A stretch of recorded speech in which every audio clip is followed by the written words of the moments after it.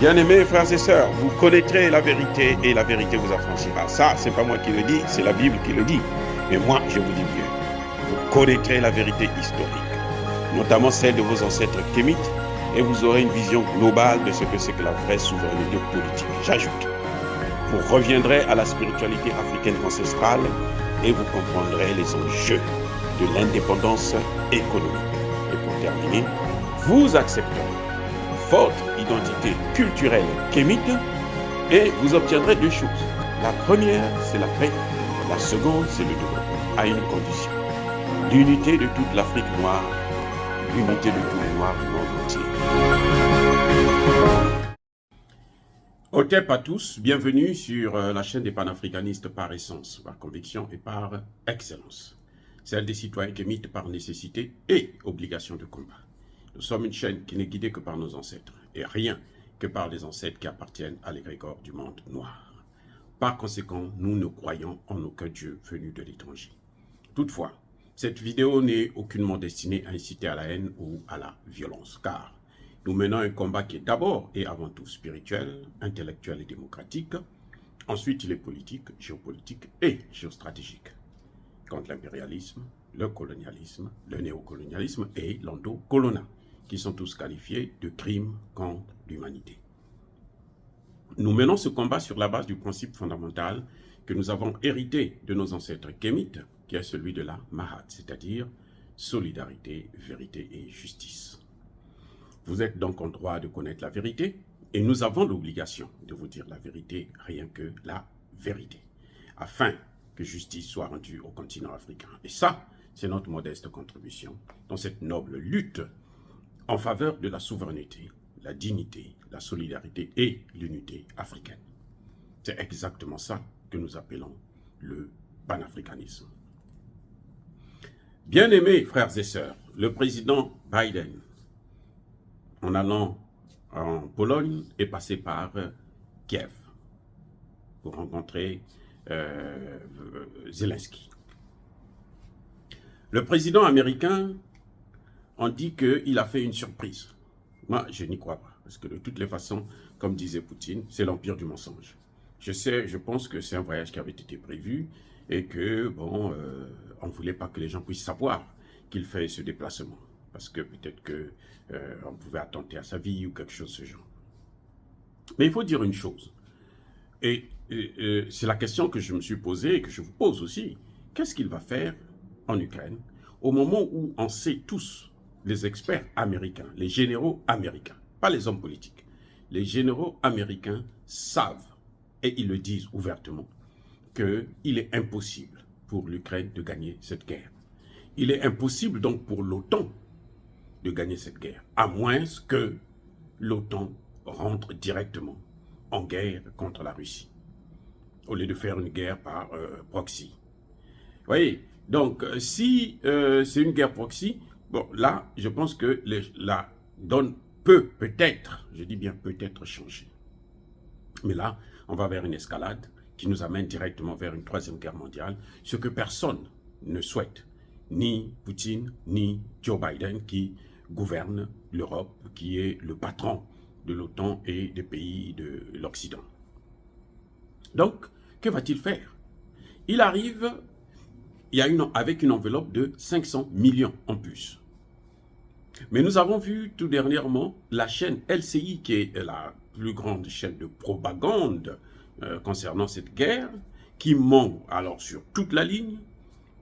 Cette fois-ci, elle donne 0,001% de vérité en faisant comprendre qu'effectivement, les soldats ukrainiens ne veulent plus aller à l'abattoir.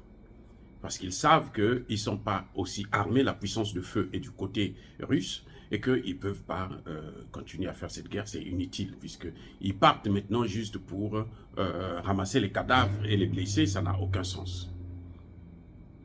Donc en amenant cette petite enveloppe de 500 millions de dollars qu'ils peuvent utiliser dans l'immédiat, le président Biden veut acheter en quelque sorte les derniers soldats ukrainiens et leurs mercenaires qui viennent de partout, de l'Occident, la Pologne, les États-Unis, la France, l'Angleterre et l'Allemagne, partout. Donc, il veut acheter ces derniers soldats. Il veut montrer que nous allons vous aider, et il a dit, hein, nous allons vous aider jusqu'à la victoire. Et personne, tout le monde sait qu'il n'y aura pas la victoire de l'Ukraine. Ce n'est pas possible. Ce n'est pas possible. La victoire de l'Ukraine a été gagnée, a été actée, si vous voulez, dès les 2 premiers jours. La victoire plutôt de la Russie a été actée dès les premiers jours. Mais ce qu'on constate, c'est que les États-Unis disent qu'on va fournir l'armement. Les chars. Vous savez au total combien de chars? C'est-à-dire que le maximum qu'ils peuvent donner, ça va être 300 chars. 300 blindés. Voyez? Or, de l'autre côté, vous avez plus de 10 000 chars. Franchement. Et ces chars ne vont pas arriver demain. Il faut attendre peut-être le début de l'été ou même la fin de l'été pour avoir les 300 chars que l'OTAN promet à l'Ukraine. Donc l'Ukraine actuellement est livrée à elle-même. Parce que ces chars-là ne peuvent pas faire la guerre, l'affaire pour l'Ukraine. Je vais vous donner un exemple. Lorsque l'Allemagne de Hitler envahit la Russie, l'ex-URSS, l'Allemagne déclenche cette guerre contre l'ex-URSS avec 6 000 chars. 6 000 chars. 2 500 avions de combat. Et au moins 3 millions d'hommes. Le 21 juin 1941. Le début de la guerre entre l'Allemagne et l'ex-URSS. C'était, c'est-à-dire que c'était une intervention massive. Et on a vu la puissance, parce qu'ils sont rentrés jusqu'à Leningrad. C'est après 3 ans que la Russie a repris le dessus, a commencé à reprendre le dessus, est allé jusqu'à dans Berlin. Mais avec quelle perte? 27 millions de personnes. 27 millions. Alors que les États-Unis sont venus à la fin. C'est la Russie qui a gagné la guerre. C'est la Russie qui a sauvé l'Europe. C'est la Russie qui a mis fin à cette guerre. C'est la Russie qui est rentrée dans le bunker de Hitler. Mais les médias, comme d'habitude, dans l'empire du mensonge, on ne fait que la propagande, on a tout transformé, on a fait croire que ce sont les États-Unis qui ont gagné la guerre. À l'époque, la Russie n'avait pas de service d'information performant, c'est pour ça qu'ils n'ont pas pu évoluer dans cette situation. Donc, pour comparer la puissance de feu, quand vous voulez faire une intervention aussi grandiose, et c'est dommage pour l'Ukraine parce que plus il retarde d'aller vers des négociations, plus la Russie va occuper des territoires. Maintenant, on est dans Bakhmout, mais c'est pour combien de temps encore? Puisque Bakhmout est pratiquement encerclé. Il reste seulement une seule voie qui peut permettre aux Ukrainiens de rentrer ou de sortir. Dès qu'ils vont barrer cette voie-là aussi, c'est fini ceux qui seront à l'intérieur. Ça va être comme l'usine de fabrication d'armes qu'il y a eu à l'époque dans une des grandes villes ukrainiennes. Donc voilà, c'est à Mariupol, je crois. Donc ça dit que c'est un crime contre l'humanité. Vous savez que ces gens-là n'ont pas la possibilité de gagner cette guerre. Mais vous les envoyez quand même se faire massacrer.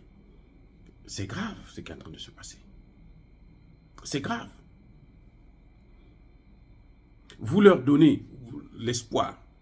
Quand Zelensky arrive en Angleterre, Zelensky dit au Premier ministre anglais que nous avons besoin seulement de 6 mois pour former nos pilotes.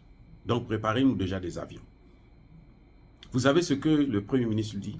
Vous savez, Pour former ces pilotes-là, pour nos avions de guerre, là, il faut 3 ou 4 ans, sinon plus. Donc, l'Ukraine est livrée à elle-même.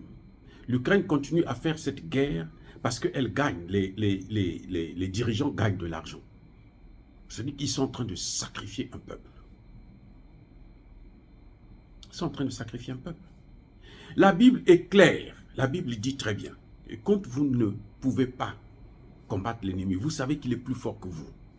Vous devrez envoyer des gens vers cet ennemi pour négocier avant qu'il n'arrive chez vous. On peut reprocher la Russie de tout, mais on sait qu'à la base, il y a eu les accords de Minsk qui n'ont pas été respectés. Et il y a aussi un problème de sécurité de la Russie qui est en jeu. Et on sait que ce problème de sécurité s'est déjà posé dans les années 60 avec les missiles russes à Cuba, où les États-Unis ont dit « nous, on ne veut pas voir des missiles à côté de nous ». C'est pareil. C'est le même cas aujourd'hui. Donc, les États-Unis doivent être logiques avec eux-mêmes. On a beau dire tout ce qu'on veut sur Hitler, mais il faut être sur Poutine, il faut être logique. On le compare même à Hitler. Si Poutine c'est Hitler, que je sache, depuis la fin de la guerre froide, c'est la première guerre que la Russie déclenche en dehors de son territoire. Depuis 1991. Donc 30 ans. Mais les États-Unis ont compté combien de guerres avec l'OTAN? L'Irak, la Syrie, la Libye, la Côte d'Ivoire. Partout, ils ont foutu le bordel. Partout, ils ont massacré des gens. Donc il faut que ça s'arrête un jour. Il faut que les États-Unis comprennent que une puissance ne peut pas être éternellement une puissance par la force. Ce n'est pas possible. Vous savez, si vous avez un grand frère qui tous les jours vient vous taper, un jour, vous allez lui rendre la gifle. Oui. La moindre des choses, il vient, il vous tape. La moindre des choses, il vient, il vous tape. Vous acceptez, vous tolérez. Les parents, vous respectez les parents, vous respectez le droit d'aînesse. Mais un jour, vous devrez en avoir marre pour dire non. Grand frère, ça suffit. Vous allez rendre. Eh oui, ça ne se passe pas comme ça. La puissance ne peut pas se maintenir par la force. En ce moment, les États-Unis sont en train d'envahir le continent africain. Maintenant, pour eux, c'est l'Afrique. Comme ils ont échoué en Ukraine, maintenant ils veulent occuper l'Afrique. Ils viennent, ils achètent des terres avec leurs gros hommes d'affaires, hein, sous prétexte que bon, ils viennent faire l'agriculture, ils viennent produire. Et comme ils ont placé des dirigeants au nom de la démocratie, des voyous, eh bien, ils s'occupent. Donc, ce qu'on est en train de reprocher à la Russie aujourd'hui, c'est ce que les États-Unis font. Les États-Unis font même 90-99% plus. Là, on envisage déjà une guerre avec la Chine. On a déjà placé la Chine sur la ligne de mire. Voilà, c'est notre ennemi. Ça veut dire quoi? Ils divisent les États. Ils ont divisé le Soudan. Ils veulent diviser l'Éthiopie. Ils veulent diviser le Congo démocratique. Ils passent leur temps à créer le chaos partout. C'est un problème. Donc j'espère que le président ukrainien devrait comprendre très tôt, avant de massacrer tous ces soldats, que la guerre, quand on n'a pas les moyens de faire cette guerre, puisque le christianisme, c'est leur culture. Ils doivent suivre cet adage, ce conseil de négocier et afin de limiter les dégâts et la souffrance. Dire cela, c'est inciter à la haine ou à la violence? Non. Il y a pas colère, veille à malheur. Encore une fois, bien-aimés frères et sœurs, je persiste et je signe. Soyez bénis, abondamment bénis par le Dieu des Kémites et par nos ancêtres angélisés.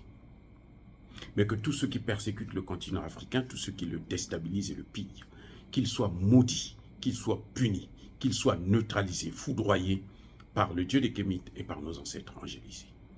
Vive l'Afrique éternelle. J'ai dit et j'assume.